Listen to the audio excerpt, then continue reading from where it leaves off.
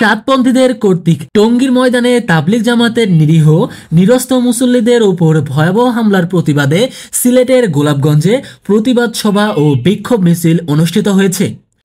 বৃহস্পতিবার বাদ আসর গোলাপগঞ্জ চৌমুহনীর মসজিদের সামনে তৌহিদ জনতার উদ্যোগে প্রতিবাদ সমাবেশ অনুষ্ঠিত হয়। পরে মসজিদের সামনে থেকে বিশাল বিক্ষোভ মিছিল শুরু করে গোলাপগঞ্জের বিভিন্ন গুরুত্বপূর্ণ সড়ক প্রদক্ষিণ করে আবার মসজিদ সম্মুখে এসে শেষ হয়।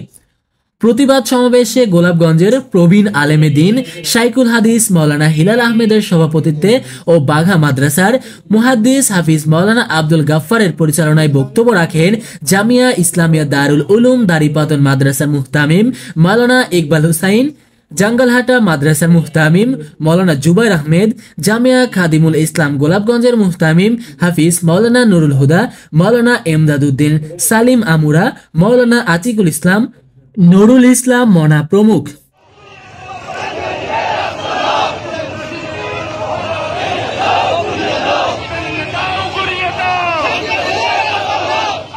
Masum Billah, GB television.